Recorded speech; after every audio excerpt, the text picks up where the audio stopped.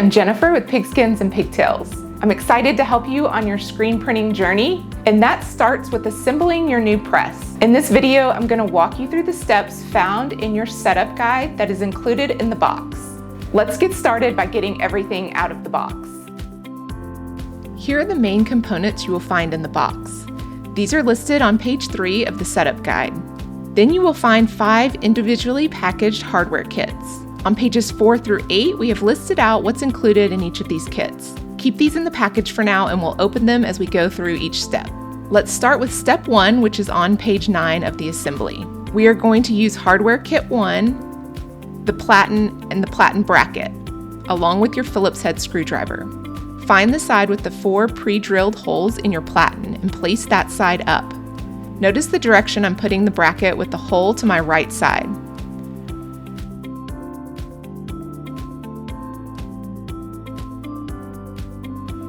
Use the 4 screws to attach the bracket to the platen.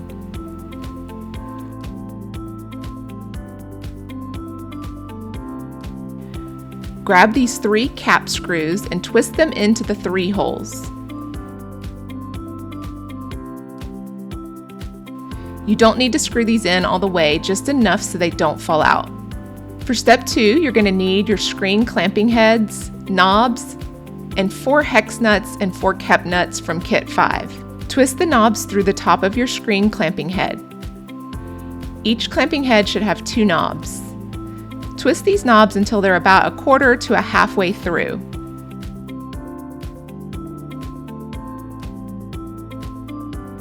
Screw 1 nut onto the end of each one.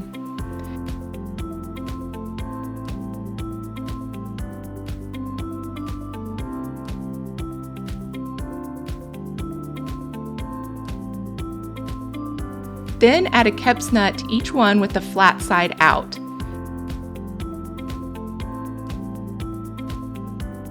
You want to make sure the knob stud does not come through the bottom like this. Instead, it should look like this. Repeat this with the other knob. Tighten these 2 nuts together in opposite directions until it's tight.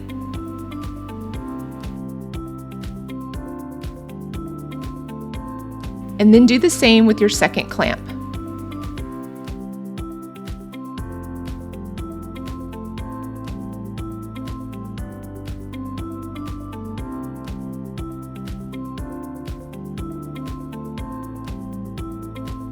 Grab the main press base and lower crossbars. Set up the 2 lower crossbars on your table like this with the open sides facing in, and place the main press base on top. Line up the holes, and using the number 8 screws and nuts from kit 1, we're going to attach this. Hold the nut in place from underneath and screw in until the teeth catch. Repeat this until you have 4 screws on each side of the main press base. There should be 8 screws total. You don't need to tighten these just yet. Step 4, we're going to add the press legs. These 2 legs are different, so make sure you line up the right and left so they look like this. The angled ends are away from you at the front of the press. Just like we did in the last step, hold the nut under the hole and tighten the screw until the teeth catch.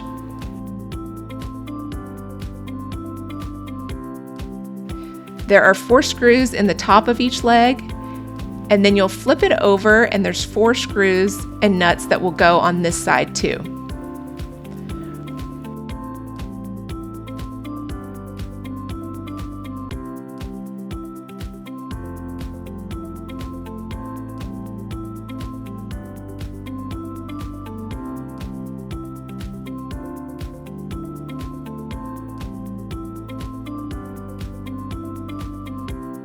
Repeat this for the other leg.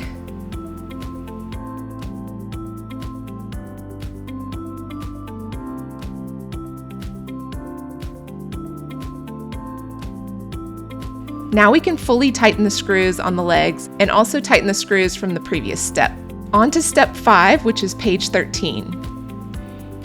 Use the suction cups found in kit 1. If you want to be able to move your press around and attach it to various smooth surfaces, remove the hand nut from the suction cup and attach the suction cups to the press legs.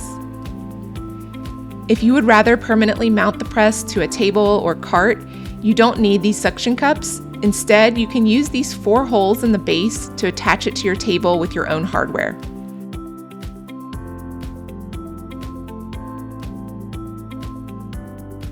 From Kit 2, take the nylon cap screws and attach one of the 3/8 inch hex nuts.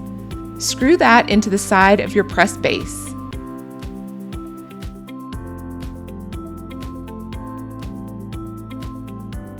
And do this for the other side as well. You don't need to tighten these just yet. Then attach the jam nut to the cap screw and it will go into this hole vertically. This is the print arm assembly piece, and notice how there's a gold ring on this end and the right side has a top hole. Place it on the press just like this. From Kit 3, take the cap screw with 1 flat washer and thread that through and use another washer and nut to hold it in place. Tighten the hardware until there's just a little resistance when you move the print arm up and down. Now we can adjust these screws from the previous step until the main print arm assembly fits snugly in place.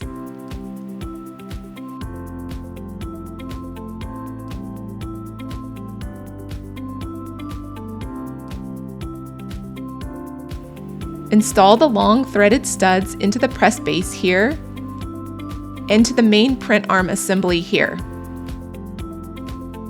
Make sure the studs are protruding equally on each side and lock it into place with the whiz nuts found in Kit 4.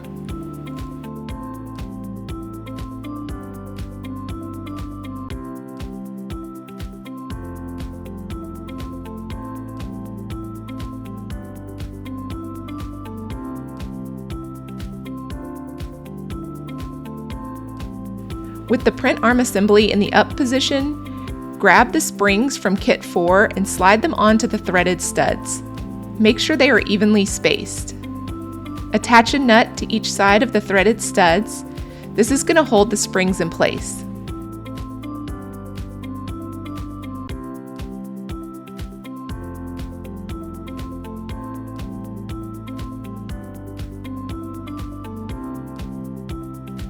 Holding the main print arm in the down position, take the stop hex cap screw with the flat washer attached and put it through the hole here, and then add another washer and nut on the other side. Make sure you're holding that main print arm down firmly or it will pop up on you. Twist this just a little bit. You don't want to over tighten it because it will cause some resistance in the main print arm assembly. Take the clamp attachment bracket with the hex cap screw and flat washer from Kit 5. Line up the clamp attachment bracket with the 2 holes on your press color arm. Slide your screw with the washer attached through the hole to attach the bracket. From the other side, add another washer, then this retaining clip. Now twist the whiz nut on with the flat side out. Once both whiz nuts are on the end of the screw, we want to line up our retaining clip with these nuts. Adjust the nuts until the retaining clip fits over them just like a puzzle piece. Push this end against the press arm. Now we can tighten the screws from the other side while keeping the retaining clip in place. From this angle, you can see how the nuts fit into the retaining clip.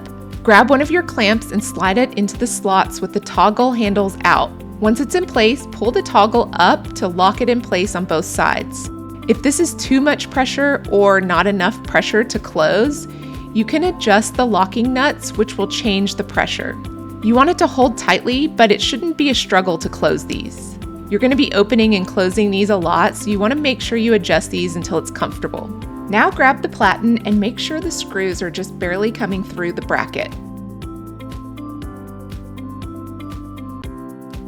Slide the platen onto the base with the platen bracket closer to the base. Your platen placement can be adjusted depending on your screen size. I'm going to tighten mine all the way back for now. I like to tighten the side screw first and then the bottom 2. Your press is now officially assembled. Now let's fine tune with our screen in place. Grab the screen you plan to use and tighten the knobs to hold it in place.